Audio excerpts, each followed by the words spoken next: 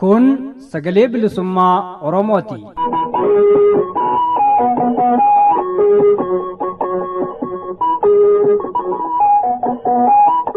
Sagaleen bilisummaa Oromoo dambalii gabaabaa meetir baandii 19 kiiloo heerzii 15,420 irratti jimaataa fi dilbata galgala sa'aatii 8 hanga sa'aatii 8 walakkaatti afaan Oromootiin roobii ammoo galgala sa'aatii 8 hanga sa'aatii 9tti afaan Oromoo fi qophiilee dabarsuu amma jalqaba. Kun sagalee bilisummaa Oromooti.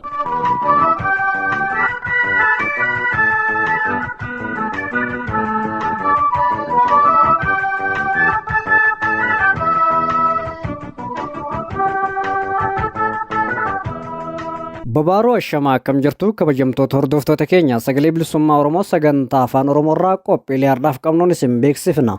Qophiilee kana isin beeksisuudhaan hanga xumuraatti kan isin faana turu an Waaqoonoleeti. Oduun jalqaba qophii keenyaa irratti isiniif dhiyaata. Ilmaan Oromoo mana hidhaa keessaa baasanii ajjeesuun hojii baratamaa murna biltsiginnaa ta'ee jira. Godina Shawaa Bahaa Ona Booseet magaalaa Boofaa bakka addaa dheeraa jedhamutti hidhattoonni mootummaa biltsiginnaa namoota 5 ol mana hidhaatii baasanii akka ajjeesan jiraataan onasanii sagalee bilisummaa Oromoof himee jira. Kanarratti gabaasaa qindeessinee oduuttaansine isin biraan geenya. Waldaan hooggansaa fi abukaatummaa Oromoo Legacy Leadership and Advocacy Association oolaan haala sarbamiinsa mirgoota Oromiyaa keessaa irratti gabaasaa waggaa kan bara 2022 tibbana baasee jira. Dhimma gabaasichaa fi sochii oolaan taasisaa jiru ilaalchisuudhaan daayireektara oolaa Aadde Seenaa Jinjimoo akkasumas ogeessa seeraa fi qindeessaa oolaa kan Baha Afrikaa obbo Kanaa Gollicha Jiloo waliin gaaffii deebii geggeessine kutaa jalqabaa sagantaa keenya darbe keessatti isinii dhiyeessine turre. Sagantaa keenya irraa keessatti immoo itti fufaa isaa isiniif dhiyeessina. Hundumaa hanga xumura qophii keenyaatti nu faana bu'uun hordofaa isiniin jecha amma gara jaala oduu dubbisuutti isin ceesisa.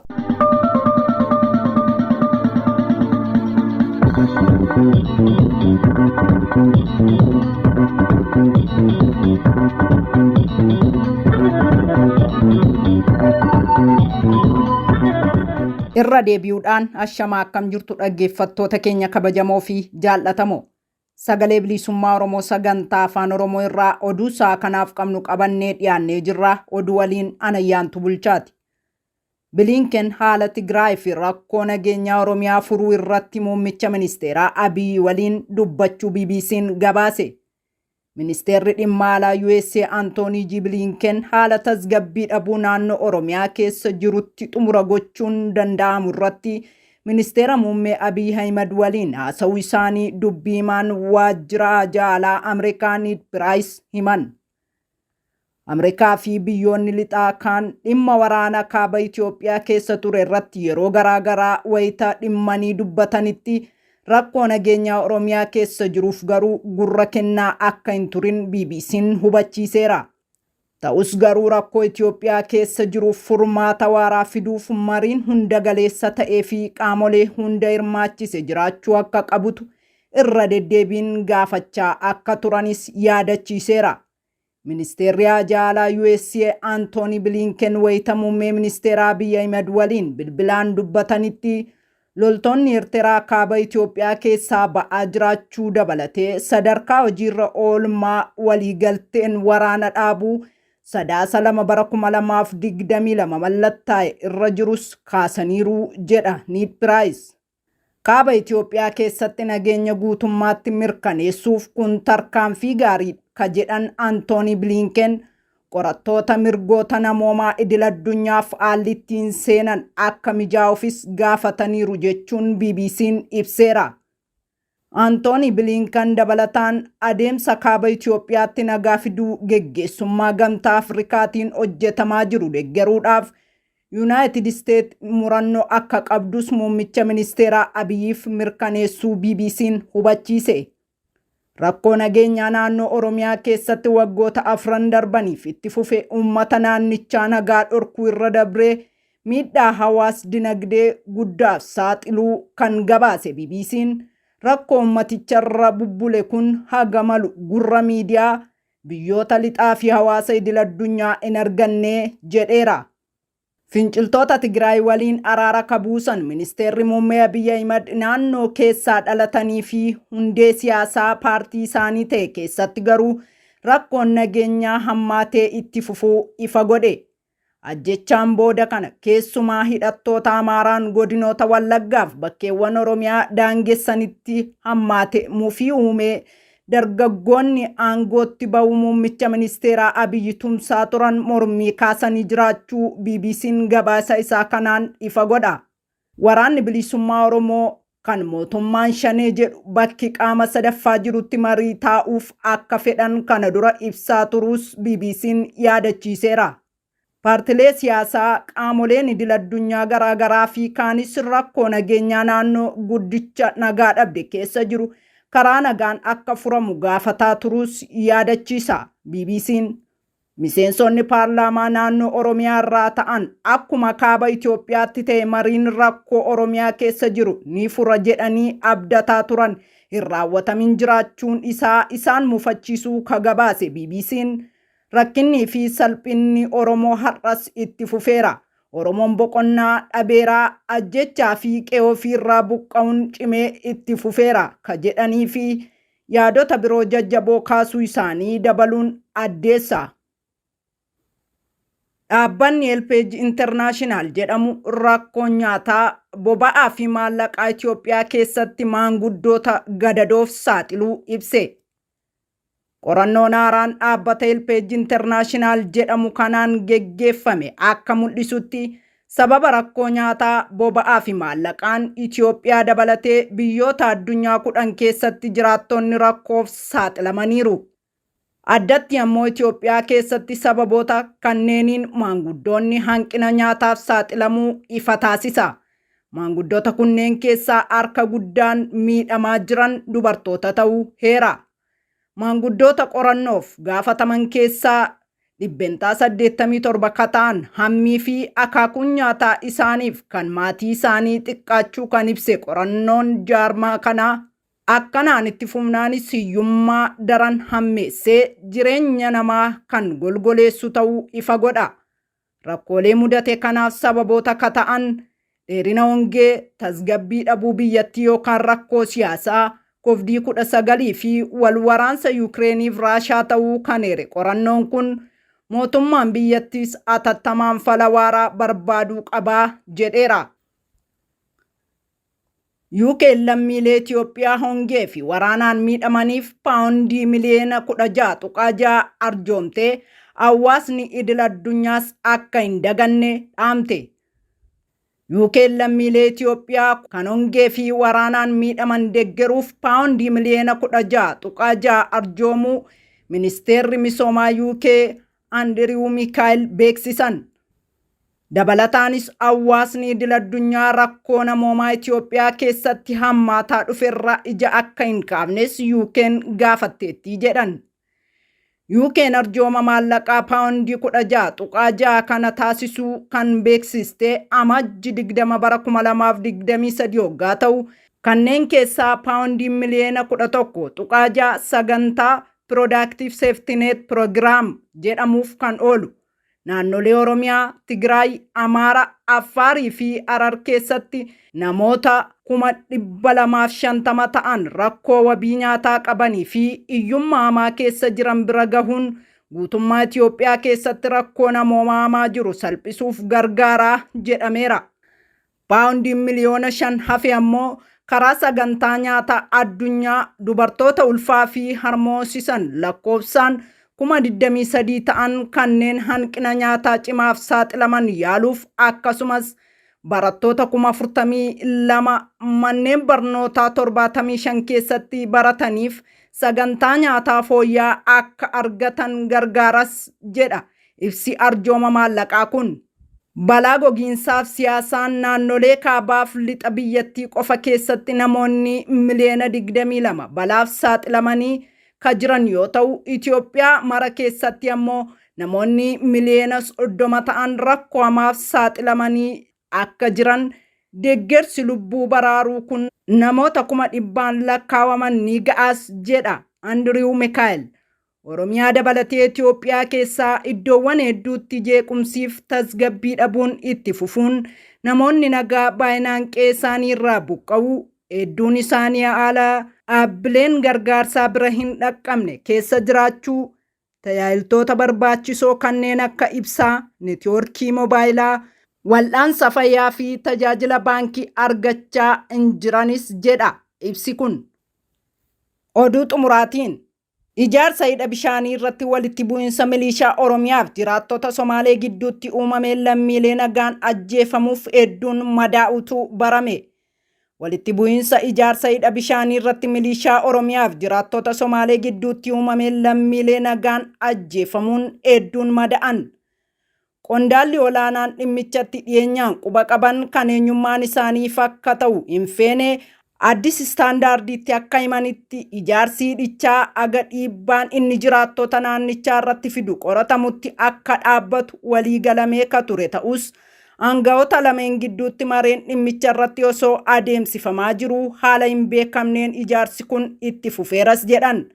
Mootummaan Oromiyaa ijaarsa piroojeektii yookaan hidha kana sababa taasifachuun daangaa Somaalee dhiibaa jira jechuun maanguddoon hawaasaa Somaalee obbo Maadiin Haajii Abiib Addis Istaandaardiitti himanii jiru. Akka maanguddoon kun jedhanitti haleellaa milishoonni Oromiyaa amajji 13 bananiin lammiilee nagaan 3 ajjeefamuun 12 madaa'aniiru. Namoonni du'an lakkoofsaan 16 ga'u kan ibse ammoo gabaasaalee biroo fi rogeeyyii miidiyaa hawaasaa Somaaleeti. Egaan dhaggeeffattoota keenya kabajamoo fi jaallatamoo sagalee bilisummaa Oromoo sagantaa afaan Oromoo irraa oduun har'aaf qabnu kanuma haga ammaatii qophiilee hafan faana bu'aa.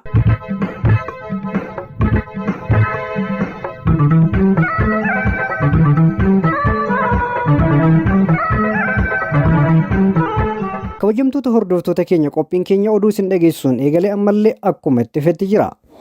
Ilmaan Oromoo mana hidhaatii baasanii ajjeesan irratti gabaasaa qindeeffanne akka itti aanutti isinii dhiyeessina nu faana bu'aa.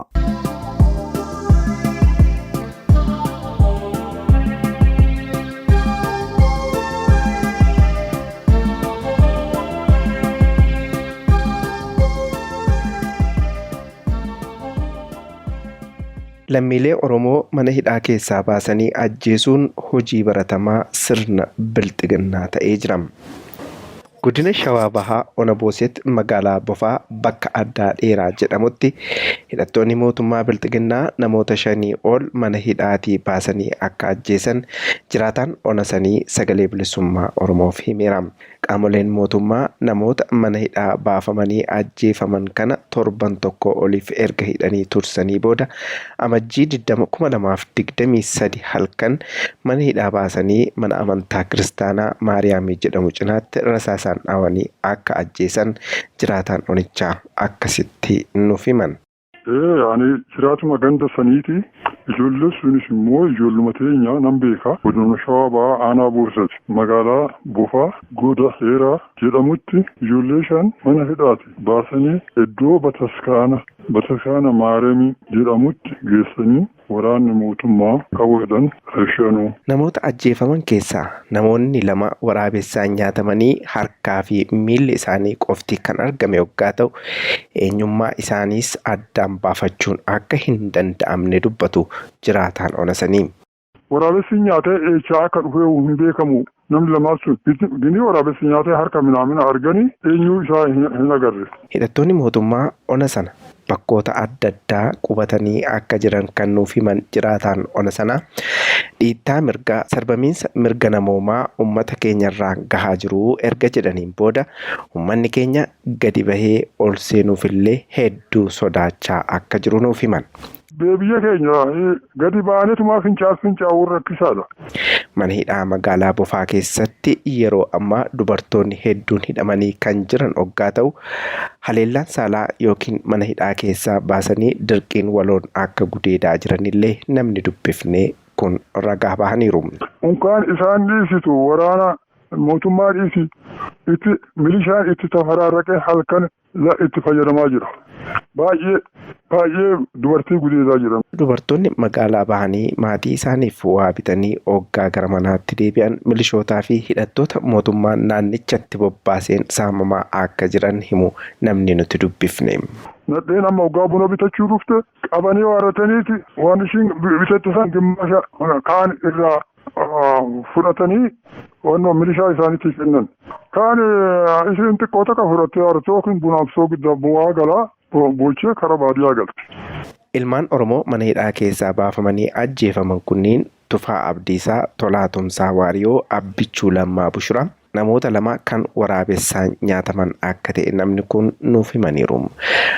Godinuma sana Ona Booseet ganda Gugsaa Qombee keessatti namni Ahmad Hussein Alii jedhamu osoo inni hodii tikfataa jiru qottoon erga mataa isaa dhahanii ajjeesaniin booda qaama isaa bakka hedduu qottoon reeban nuuf himan. Namni kun qonnaan bulaa abbaa ijoollee 5 kan ta'e yoggaa ta'u nama ilmaan isaa guddifachuuf dhamu nama nagaa akka ta'e namni nuti dubbifnee nuuf himaniiru. Qaamni ajjeechaa kana raawwate eenyu jennee gaafanne akkas nuun jedhan. Achi oduu horii ofii eeggatu waraanni irranaa hasasaa dhufee achi gadi galu gurbaan homaan beeku tiffataa ofiiti horii bira taa'aa qottoo qabatee qottoo san irraa fuudhanii mataadhaanii eegasanii akka geessutti qaraxxafanii abbaa ijoollee 5 abbaanuu hin jira abbaan isaa obboleewwan hunduu hin jiran eegasanii awwaalamee kanattan beekamu. Wayita namni mana hidhaatii baafamee ajjeefamu yookiin ammoo qe'ee fi bakka dalagaa isaatti akkas dararamu bulchitoonni gandaa maal jedhu gaafattanii jirtu. Keessattuu wayita namni mana hidhaa keessaa baafamee ajjeefamu bulchitoonni naannoo maal jedhan yoo gaafattanii jiraattan jennee gaafannee akkas nuun jedhan. Qaama mootummaa gaafachuu miti. Naannoo kanatti isaan dura dhaabbachuun hin danda'amu. Yoo namni du'ee reeffa isaa argatte reeffa sana kaaftee awwaaluu qofa. Isaan gaafachuun hin danda'amu jechuun akkasitti nuuf himan. Yaaboo akka biyya keenyatti yookaan qaama mootummaadhaa hidhate qaama mootummaa tokko gaafachuudhaan duraa dhaabbachuu hin dandeechuu du'ee du'aa isaanii argatanii hin kaasanii nam lama immoo waraabessi nyaatee eechaa akka dhufee hin beekamu namni lamaan sun gaafachuudhaa qaamni mootummaa eentu dura dhaabbatee biyya keenya gadi baanetumaa fincaa'uu rakkisaadha. Wanna akkanaati jira gaafachuu hin danda'amu. Namoonni hidhamanii ajjeefaman kunneen maqaa hidhata waraana bilisummaa Oromoo waliin qabduun akka gandoota ona sanaa keessaa qabamanii hidhaman nuuf himan. Qaamoleen mootummaa waraana bilisummaa Oromoo bakka inni jiru dhaqanii hin waraanan uummata nagaa gooluu malee jechuun nuuf himan. Hin naqan nama nagaa hoduu ogaa achitti xiqqooma miidhaan irra geeche nama nagaa nama tiffataa nama bareecha deemu maatii bareecha jaarsa bareecha deemu dhaan xiyyiitiraan ajjeesan. Mootummaan waraanni bilisummaa Oromoo naannoo sanii yakkoota adda addaa kanneen akka saamiinsaa fi dubartoota gudeeduu raawwatu jedhee himata. Mee wanni kun akkami? Dhuguma waraanni bilisummaa Oromoo naannoo keessan jiru yakkoota akkasii irratti hirmaatee argamaa jennee gaafannee akkasumas jedhan. Dhagee yaa obboleessa koo waacuun haphee ofii namaa laattee farra ofii namatti dabarfattii jee. Kuni hojjaa isaanii malee hojjaa waraana adda bilisummaa Oromootii miti. Isaantu waan akkanaa godha malee eessaa waraanni adda bilisummaa Oromoo kana hin hojjenne hin agarreenu. Xumura irratti jiraataa Ona Booseet dhaamsa qabduu jennee gaafannee akkasumas jedhan. Hawaasni addunyaa nuuf birmachuu qaba. Yakkoota mirga dhala namaa fi sarbamiinsi mirga namoomaa hedduutu nurratti raawwatamaa jira.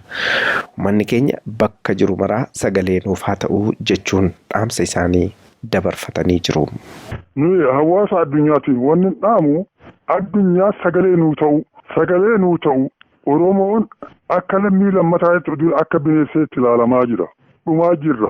Maatiin keenya dhumaa jira. Ijoolleen keenya mana barnootatti baasanii ajjeesaa jiru. Lammii keenya. Egaa kan nus akkaataa itti qotannu akkaataa itti bocannu wallaallee amma baay'ee rakkachaa jirra. Nuyi nagaa barbaanna. Nagaa oduu argannee baay'ee jaalannaa. Nagaa kan namaa kennu Rabbi. Mee mootummaan kunillee garagalee ilaalee oduu nagaa fidee baay'ee gaariidha jennee san yaada.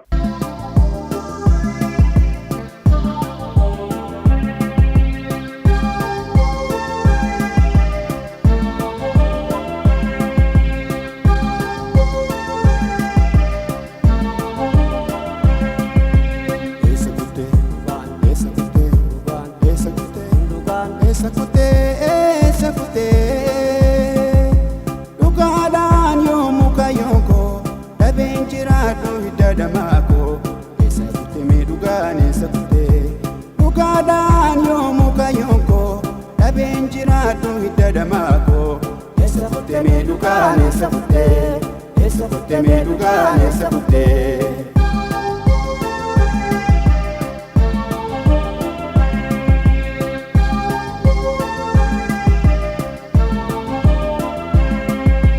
Qilleensi narraasu akka baala mukaa bubbeen naan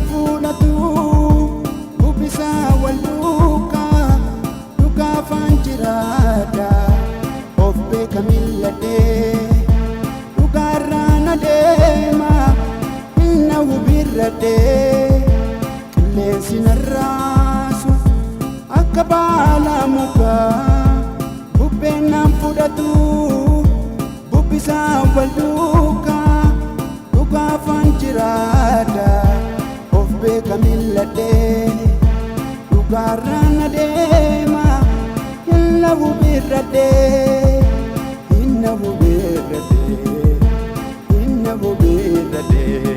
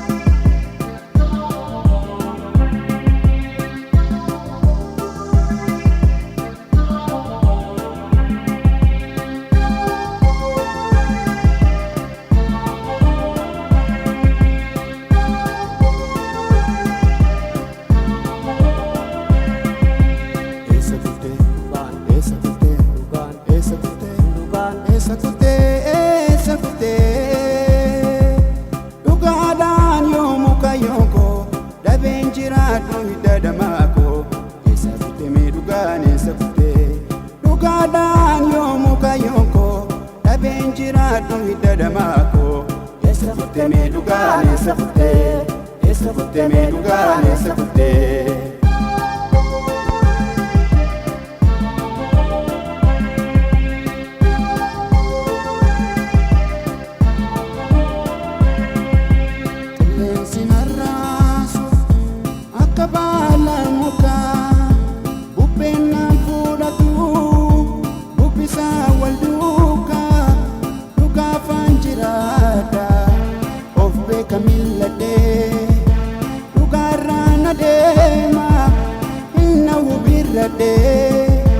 Qilleensi narraasu akka baala mukaa bubbeen naan fudhatu bubbisaan wal duukaa dhugaafaan jiraadha of beeka milladhee dhugaarraan adeema hinna hubirradhee hinna hubirradhee hinna hubirradhee.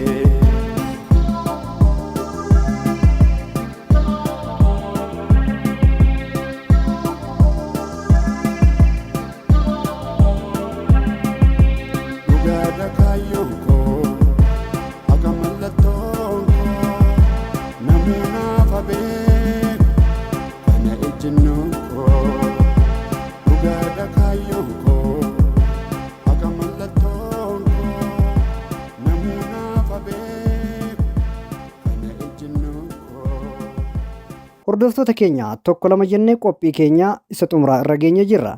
Innis waldaa hooggansaa fi abukaatummaa Oromoo Legacy Leadership and Advocacy Association oolaan haala sarbamiinsa mirgoota Oromiyaa keessaa irratti gabaasa waggaa kan bara 2022 tibbana baasee jira. Dhimma gabaasichaa fi sochii oolaan taasisaa jiru ilaalchisuudhaan gaafii fi deebii daayireektara oolaa Aadde Seenaa Jinjimoo akkasumas ogeessa seeraa fi qindeessaa oolaa kan baha Afrikaa obbo Kennaa Gullichaa Jiloo waliin kutaa lammaffaa isaa taasifne isin biraan geenya nu faana bu'aa.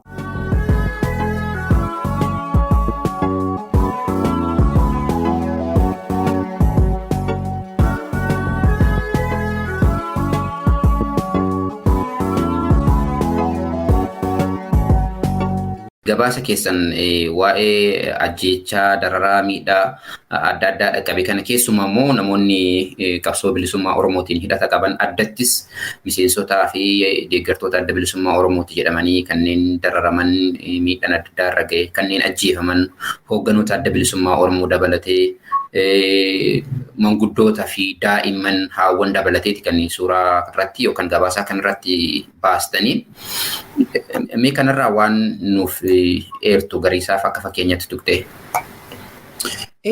Keessattuu amma fakkeenyaaf riippoortiin akkuma ammatti duratti jettee peeja 33 suni samarii isaati.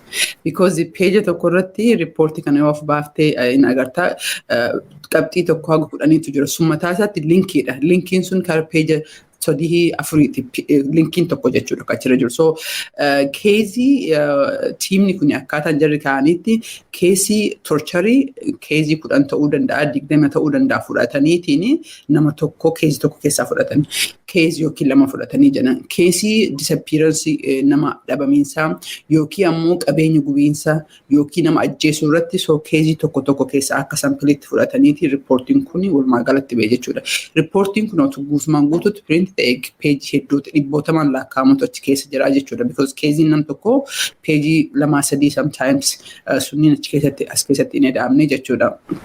San keessa atama akka jettee particularly yooma ABO laaltee jettee hooggantoonni ABO ka gubbaa jiran guddaa akka ijaaf mootummaa irratti illee ija namaa irratti illee argamiinsa qaban ka torchar ta'an ka maatii jaraa dubbisne ka even sistemnumaan koortiituu gadi dhiisee seeraan alatti mootummaan akka hidhaan baane achitti hambisee jedhee namoota adda addaa guguddaa ta'anii ka dhukkubaan achi keessatti according to international kana kaana narra dubbatuu danda'a according to international law people have a right to jiraachuun mirga qaba doorsifamu alatti sanirratti ammoo yoo dhukkubeen hidhamtoonni mana hidhaa fi mana hakimaa deemuuf illee mirga qabdi kan jiru kanneen ka dhaban ka ajjeefaman ka ofiiruu hin jiran ka hedduu madaahanii mana hidhaa keessatti dhukkuba adda addaaf saaxilaman of keessaa qaba jechuudha. Kana waan itti dabaltu hin qabdaa dhimma kanarratti? Yes, fakkeenyaa fi keessa study tokko kan naannoo Gujii aanaa Gooroo Doolaatti taa'ime tokko keessi nu kaasnee turre irratti fakkeenyaaf yoo sii kenne mucitti daa'ima tokkotu jira. Maqaan isii kan lammaffaa dhaamuun barbaadu Biftuu jedhamti. Mucittiin daa'ima ganna 5ti. Baaba yookaan abbaa kee yookaan firoota keetu waraana bilisummaa Oromoo dabalame jedhamee tocharii godhamte. Dhaanamtee reebamtee tumamte. Gabaasa kan goone. Fakkeenyi ittaanoo immoo jaarsi tokkotu jira cirreessaa nama qabu nama cabeefaa waa'ee kan qabu Salloo Diimaa jedhama naannoo Booranaa Gujii Bahaa naannoo Nageellee Booranaa jirama. Jaarsi kun nama cabu deemee harka isaa kaabee jennaan naannoo sun hospitaalii karaas waan hin jirree fi akkamiin deemtee nama bosona jiru qarqaarte jechuudhaan ogummaa kee fayyadamtee.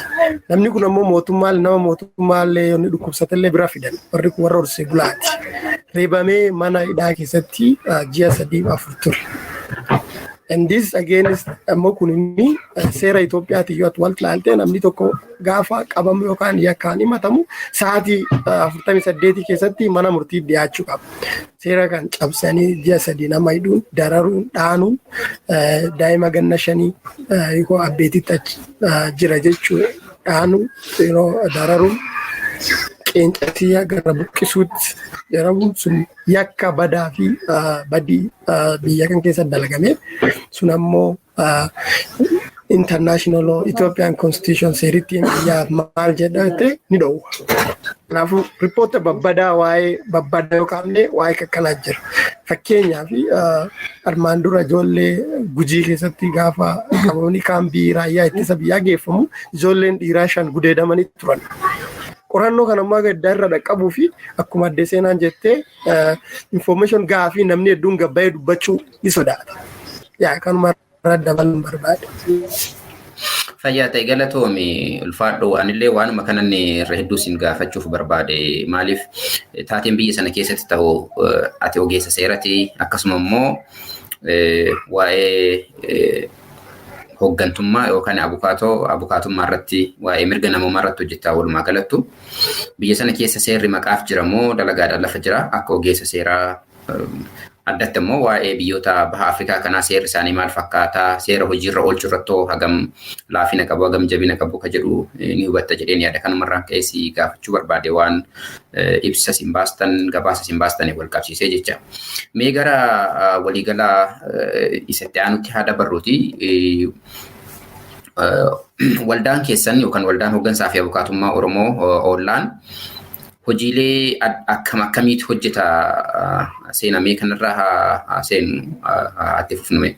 Hojiilee akkam bifa kamii hojjetamaaf amma reefuu dhaggeeffattootaaf daawwattoota keenyaan wal baru kanaa goollichaa ani qindeessaadhaa kan dhimma barnootaati akkasuma ogeessa seeraati jedhuun akkasii dhaggeeffattootaaf daawwattoota keenyaan baree jira. Warreen damee kam irratti fuuleffattanii hojjettu isa kanaan mee dhaggeeffattoota keenyaaf nuuf ibsi. Hayyee. Ollaani damee 4 guguddaa of keessaa qaba. Damee advocacy, departmentii 4 damee advocacy, damee barumsaa, damee communicationiitii fi damee volunteering jedha. Damee volunteering irraa yoo jalqabee jedhee Ollaan hedduu dhaaba xiqqaa, dhaaba ijoolleedha. Hojiin guddaan inni itti rarra'ee itti erkateetiin galmaan gahu volunteeringdha. Yeroo tokko keessatti ollaa keessatti haga nama 30-40 volunteering tola ooltummaa ta'aa jechuudha. Warra san keessaa harki 90 haga 95 uummata Oromoo kan ta'in jechuudha. Abukaatoo hedduutu keessa jira. Abukaatoonni kunniin ka Oromollee akkuma agartu kaanaa fi yeroon adda addaa ka Oromiyaa keessa jiranii Oromiyaa ala jiranillee ni jiru.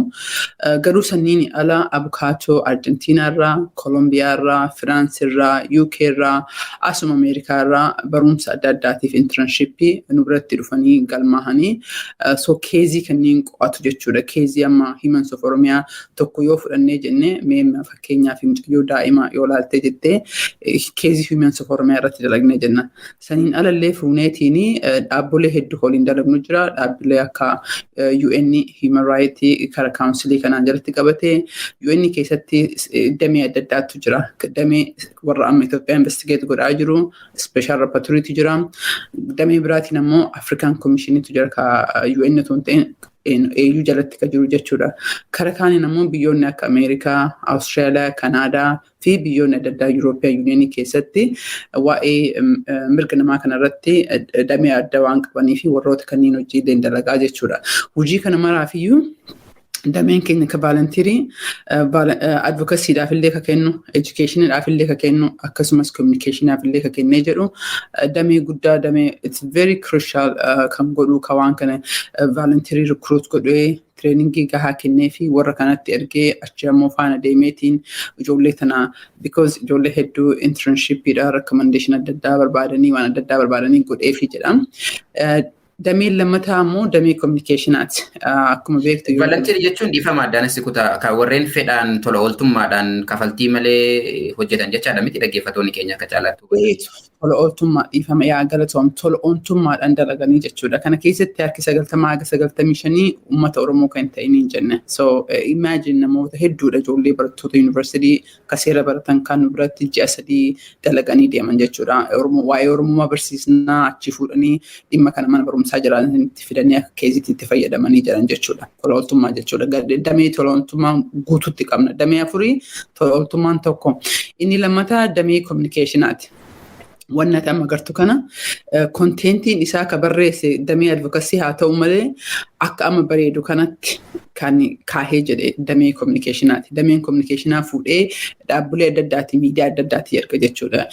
Miidiyaa addunyaatii fi miidiyaa Oromoo qabna. Miidiyaa Oromootiif illee akka faca'ee jedhu akkasumas immoo miidiyoota addunyaallee akka faca'ee jedhu akkasumas immoo mootummoota illee ka hojii dalagnutu jira akka amma xiqqoo maqaa dadhahee jedhee warra mootummoonni kunillee akka directly waraqaa kana akka argatanii hojii oolchan jechuudha. Keezii tokko yoo fudhanne keezii maraa miti special keezii fuuneetiin in addition to Humans of Oromia UN itti kenninaa, Special Rapporteur itti kenninaa, mootummaa Ameerikaatti kenninaa, MP adda addaa biyyoota adda addaa keessatti directly itti kennine kanatu deemaa jira. Kanarratti waa godhuu dandeessanii, investigate godhuu dandeessanii kan jedhu irratti mari'annaa jechuudha. Dameen sadaffaa guddina irraa olaallee jennee damee itti aanee jechuudha. Second important is damee barumsaarra jechuudha. Amma kanaanii waa lama dalagaa advocacy keessas ni jira. Amma garuu daarratti kan inni godhu damee barumsaarratti bara 2023 kana bareedamsaarratti barumsaarratti Oromoo fi sabaaf sablammii biyya alaallee warra adii kanallee barsiisnaa jechuudha. Karaa ijoollee gara 1,000 jalatti odoon godhu baadhee kan dhiyaannu waggoota 3 dabre kana keessatti barsiisnee jirra. Waa'ee Oromoo barsiisnee ijoollee kana keessaallee akka tola ooltummaa fi gara dipaartmentii biratti dhufanii yookiin dhufanii goonee jira. Dameen guddaan kan advokasiin ollaan ittiin beekamu damee advokasiiti jechuudha. Dhaabdummaan kan dhaabbatee lafeen duddaa kan dhaaba kana deemuuni kan waraqaa kan konteentii isaa barreesse jechuudha. So damee afran kanatu jira. Fayyaa ta'e galatoomi mee amma gara gudunfattiin deebi'a. Walumaa galatti gabaasaa bara kanaa kan bara 2022 bara darbee jechuudha. Kan bara kanaa wayitanan jedhu amma 23 keessa jirra. Gabaasaa isaa wayita baastan xumura irratti wanni akeektan, wanni eertan maaltu jira? Recommendationii ni jedhamu jechuudha. Maaltu ta'uu qaba? Rakkoolee amma jiran kanaaf sababni rakkoo maalidha? Furmaanni inni maayihoo maalidha jettanii maal keessan? Gabaasa bara kanaa irratti yakkooti adda addaa yakkootni baay'ee amaamoo Oromiyaa keessa taa'amee ture. Ammoo addunyaan beekeen turre because dhoofamee ture waraanni kunii fi dararaa mirga namaa kunii biyya irraa dhoofamee guduunfamee namni hedduun hin beeku. Kura gabaasni kenna recommendation yookaan maaltu taa'u jennee kan jechaa turru condemnation jalqabaa fi kana namni balaaleffachuu qaban. Kan biraas ammoo independent human right organization akka Amnesty, Human Right Watch, mootummaa gamtoomanii warri kunii akka Oromiyaa seenee qorannoo independent ta'u tolchu. Ka qorannoo bilisa qabu. Fakkeenyaaf Itoophiyaa Human Right Commissionii biased dha, commission mootummaadha. Hedduu qorannoo Oromiyaa keessatti bahanii hin himan. Kanaafuu third party yookaan gareen biraa kan independent ta'uu akka deebi'ee waan kana nu ibsudha. Kan biraas ammoo mootummaan jiraachuu kan danda'u gaafa uummata isaatiif qabeenya uummataa eeguu danda'u, tissuu danda'u. Kuna waan tissuu hin dandeenyee fi mootummaan obligation kana akkamiin uummata bulchitu yookaan raayyaa bulchitu deebitee mirga warraa eeguu dhabuun yakka badaa waan ta'eef kana kan biraa kan jennu ilaalamuu qabu. Kan ammoo fakkeenyaa fi mootummaa fi gareen wal lolaa turan. Fakkeenyaaf qaba mootummaan Itoophiyaa yoo Tigraay waliin adda bilisummaa Tigraay waliin TPLF malee mari'atu maaliif ijoollee Oromoo kan bosona jiran wal mari'achuu dadhaba? Maaliif fooyyessuu dadhaba? Kana kan gaafiin jennu akka karaa nagaatiin dhimmi kun firamee daraaraa fi buqqaa'insi uummataa jechaan uummata Oromoo irraa kan ni dhaabbata. Kan biraas ammoo independent investigation kun mirgi namaa argachuuf yookaan justisiin argamuudhaaf iddoo kanatti qorannoon gahaan gaggeeffamuu qaba. Akkuma inni nus information gahaan qabnu information gahaa kan argachuuf dhaabbatni Oromiyaan keessa deemtee fakkeenyaa fi dhaabbatee akka Human Right Watch deemee daataa argachuu hin danda'u. Kun ammoo mataa isaatu yakka. Mootummaan kun ammoo part of International Human Rights Council. Kanaafuu wal faalleessa waan ta'eef kan waamnu hedduun kakkan. Fayyaa ta'e galatoomi yaada furmaataa waan jettanii waan keessanii fi akkasuma qabdeelee cuunfaa jiru ati nuuf eertee jirta. Wanni hafe ka ibsitu yoo jiraate seenaa siif hin laadha hiree. Hayyee galatoomii jedhee think wanna guguddaa kaanaan kaasee jira. Irratti wanti jedhee jedhu yeroo kana keessatti yeroo UN'n komishinii dhaabdee Itoophiyaa investigate godhaa jirtu kana keessatti yeroo akkasumas immoo mirgi Oromoo yoomiyyuu olitti sarbamaa jiru cal'isiinsi jira, cal'isiinsi mootummaa addunyaa. Itoophiyaan akka biyya founding member of human rights declare godhe keessaa tokko dirqama qabdi.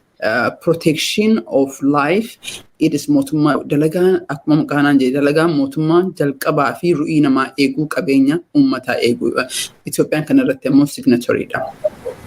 Yoo Itoophiyaan hojiisii bakka kaayuu bakka gahuu hin dandeenye ammoo mootummaan gamtoomii mootummaan addunyaa keessattuu kan yeroo kana Itoophiyaa investigate godhaa jiru kana keessatti dubbachuu dhabuun jira. It is a failure of the international community jechuudha. Mootummaan gamtoomii kuniyyuu dadhabiinsa isaati jechuudha. Maa hin argine jechuuf argee biyya keessatti investigate godhaa jira. Lallabaa jira waan saba tokko irratti ta'aa jiru saba kaan irratti jechuufatu jira. Kanaafuu keezii Human Sof Oromiyaan kuni keezii sampiliidha.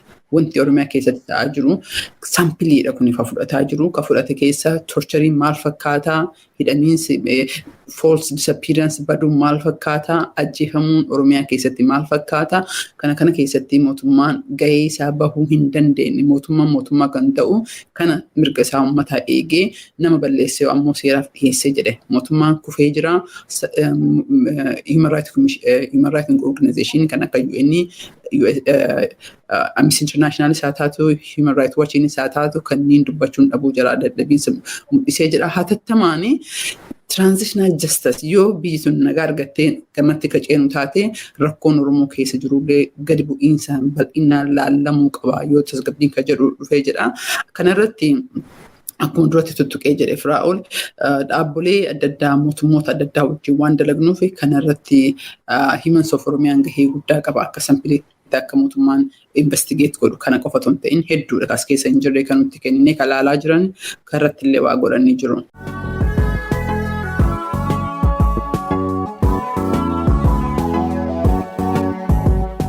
Dhaggeeffattoota keenya kabajamoo fi jaallatamoo gaaffii fi deebiin daayireektara oolaa adda seenaa Jinjimoo akkasumas ogeessa seeraa fi qindeessaa oolaa kan Baafrikaa obbo Kennaa Gullichaa Juloo waliin taasifne kana qofaan hin goolabamne. Itti fufa isaa sagantaa keenya itti aanu keessatti kan isin biraan geenyu ta'a.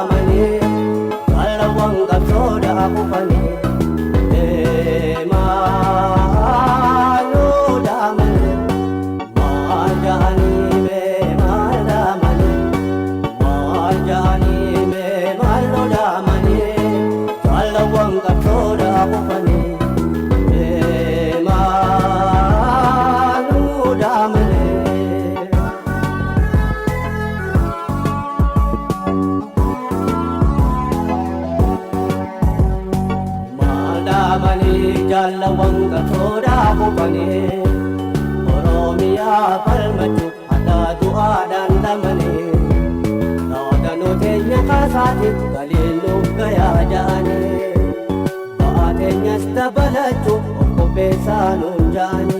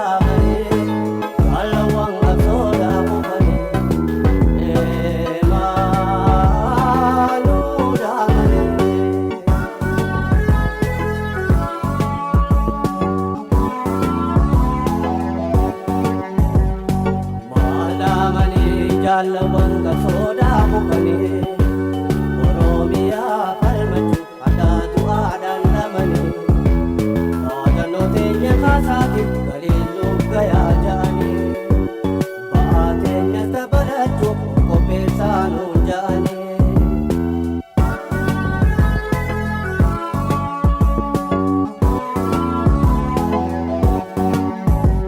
Jaalawa keenya nu tarree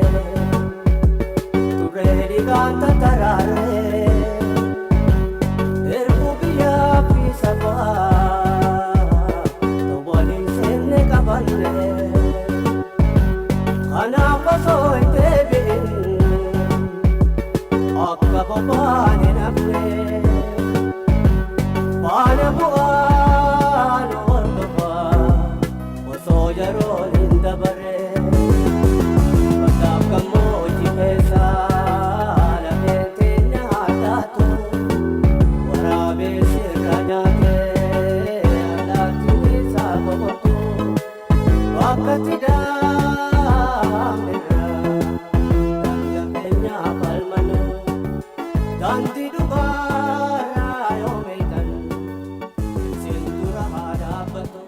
Sagantaa sagalee bilisummaa Oromoo har'aa keessatti qophiin qindeeffanne kan hanga ammaa ture. Sagantaa itti aanuun qophii wal fakkaatu biraatiin hanga walitti deebinutti nagaa fi fayyaa keessanuuf jiraadhaa. Injifannoo uummata Oromoof.